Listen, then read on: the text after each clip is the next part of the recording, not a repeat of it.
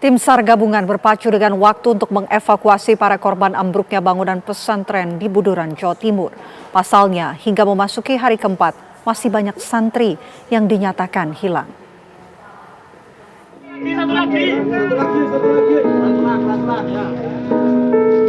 Satu persatu, para korban ambruknya bangunan pondok pesantren di Buduran, Sidoarjo, Jawa Timur dievakuasi. Tim SAR gabungan pun terus bekerja ekstra keras, berpacu dengan waktu untuk mengevakuasi para korban.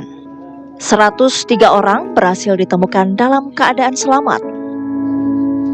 Kendati demikian, ada 5 orang yang dievakuasi dalam kondisi sudah tak bernyawa. Belum lagi, puluhan santri dikabarkan masih dinyatakan hilang, diduga masih terjebak reruntuhan bangunan. Meski hingga Kamis pagi, proses evakuasi masih dilakukan tanpa alat berat, namun tak menyurutkan usaha tim SAR gabungan yang bekerja siang dan malam. Belum dioperasikannya alat berat dalam proses pencarian korban hingga Kamis pagi, lantaran pertimbangan konstruksi bangunan yang tak stabil dan dikhawatirkan justru akan membahayakan. Namun, mulai Kamis siang, tim SAR gabungan akan berjibaku mengevakuasi korban dengan alat berat.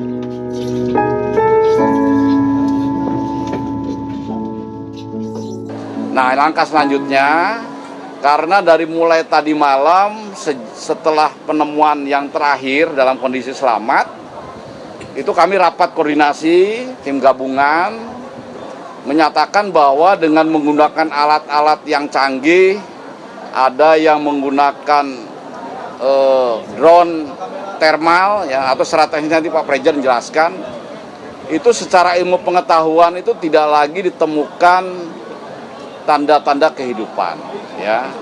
Kami masih memberi waktu kepada tim gabungan dari mulai kemarin sore sampai tadi pagi. Bahkan tadi malam itu disterilkan lokasi, tidak boleh ada yang mendekat supaya hening, supaya sunyi. Di tengah keheningan kesunyian itu mudah-mudahan ada kedengaran dengan tanda-tanda, dengan alat-alat yang canggih itu tanda-tanda kehidupan. Tetapi ternyata sampai tadi pagi tidak ada. Akhirnya tim gabungan memutuskan untuk masuk tahap berikutnya. Tahap evakuasi pencarian dengan menggunakan alat-alat berat. Tentu saja resikonya ini tidak mempertimbangkan lagi apabila ada yang masih selamat gitu. Tapi ini tetap hati-hati. Kini para wali santri hanya bisa pasrah, menanti buah hati mereka ditemukan, kendati sudah tak bernyawa. Dari Sidoarjo, Jawa Timur, tim TV One mengabarkan. Evakuasi dan penyelamatan korban ambruknya bangunan Ponpes Al-Khozini Sidoarjo hingga kini masih terus dilakukan. Informasi selengkapnya akan disampaikan oleh rekan kami Goldi Gumilang langsung dari Sidoarjo, Jawa Timur. Selamat malam Goldi, informasi terbaru mengenai jalannya evakuasi, apakah sudah ada korban yang ditemukan dan juga dievakuasi di sana? Selamat malam, Vena Kintan dan juga pemirsa. Hari keempat pencarian korban reruntuhan di Pondok Pesantren Al-Khozini, Buduran, Sidoarjo, Jawa Timur masih terus dilakukan. Hari ini alat berat mulai digunakan untuk melakukan proses evakuasi para korban yang masih terjebak di reruntuhan. Kami informasikan bahwa hingga malam ini pukul 9 malam belum ditemukan korban lagi dalam reruntuhan, mengingat memang konstruksi bangunan sendiri memiliki konstruksi 4 lantai sehingga proses evakuasi memakan cukup waktu. Dan saat ini pemirsa di belakang kami bisa dilihat sama-sama, ini merupakan live streaming yang digelar oleh pemerintah Kabupaten Sidoarjo agar keluarga korban bisa ikut sama-sama menyaksikan proses evakuasi yang berlangsung di tempat kejadian perkara. Dan saat ini dapat kami gambarkan ada satu kren yang difungsikan untuk mengangkut beberapa puing bangunan yang berserakan agar nanti bisa menjangkau lokasi korban yang masih berada di sana. Selain itu juga ada beberapa alat yang disiapkan seperti eskavator dan juga beberapa kren tambahan yang terlihat juga di CCTV yang telah dipasang. Selain itu juga sudah disiapkan mobil ambulans yang nantinya akan digunakan untuk mengangkut para korban baik selamat maupun baik yang dalam kondisi meninggal dunia ke beberapa rumah sakit di sekitar wilayah Sidoarjo seperti di RSUD Sidoarjo dan RS Siti Hajar. Kami juga pantau tadi siang setelah dilakukan diskusi antara tim SAR, kemudian Menteri PMK dan juga Forkoprim Jawa Timur, kemudian dipastikan ataupun diputuskan untuk melakukan evakuasi menggunakan alat berat. Tentu ini juga menimbang resiko yang bakal terjadi, dan ini tentu tim SAR yang bertugas ini melakukan dengan cara hati-hati supaya jika nanti kalaupun masih ada korban yang runtuhan ini dapat diselamatkan dengan baik. Sementara itu juga tadi dari Atmo Bidokes Polda Jawa Timur juga telah mengambil sampel sejumlah keluarga korban yang sanak keluarganya belum ditemukan supaya nanti ketika evakuasi berhasil dilaksanakan langsung bisa diidentifikasi pemirsa.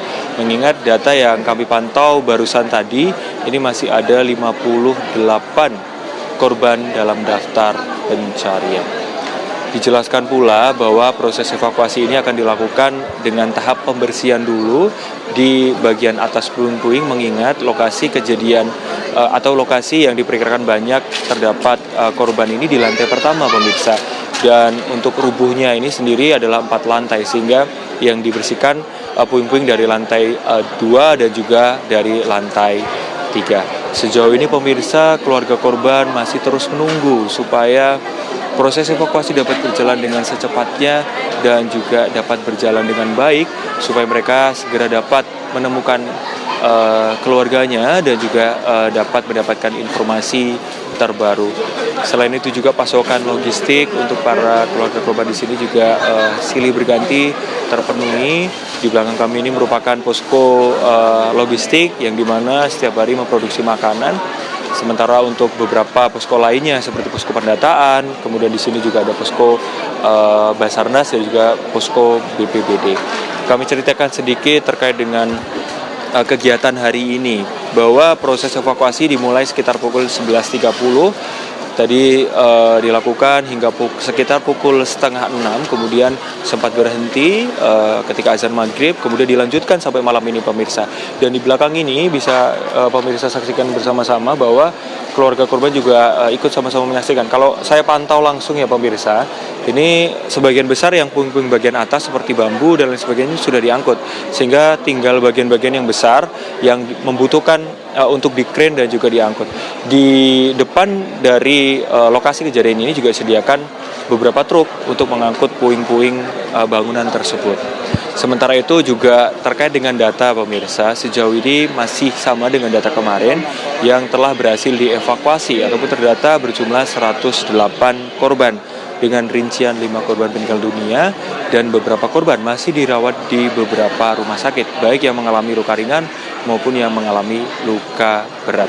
Sementara orang ataupun korban dalam pencarian berjumlah 58 orang. Kami sampaikan tadi juga ada beberapa pejabat publik yang hadir seperti Menko PMK dan juga ada Menteri Pemberdayaan Masyarakat Muhaimin Iskandar atau lebih akrab disapa Caimin. Tadi dalam preskon ataupun doorstop yang kita lakukan dengan Caimin, ia menegaskan bahwa akan diadakan rapat dengan beberapa menteri terkait ataupun dari otoritas terkait tentang mengevaluasi kejadian ini, mengingat bangunan-bangunan di pondok pesantren nantinya akan dilakukan ataupun direkomendasikan untuk dibantu dalam perihal tenaga teknis supaya dalam proses pembangunan ini dapat berjalan dengan SOP yang baik supaya kejadian-kejadian yang seperti ini tidak terulang kembali. Tentu ini menjadi kejadian yang menjadi perhatian publik dan sampai malam ini kita akan terus mengabarkan update terbaru. Dan nantinya kalaupun puing-puing yang sudah berhasil dibersihkan menyeluruh, Vena dan juga pemirsa akan segera dievakuasi ke rumah sakit dan bisa diidentifikasi. Sementara itu, evakuasi yang bisa kami gambarkan dan kami jelaskan dan juga data-data terbaru yang kami sampaikan. Kami kembalikan ke Vena di studio. Baik, terima kasih Goldi Gumilang atas laporan Anda langsung dari Sidoarjo, Jawa Timur.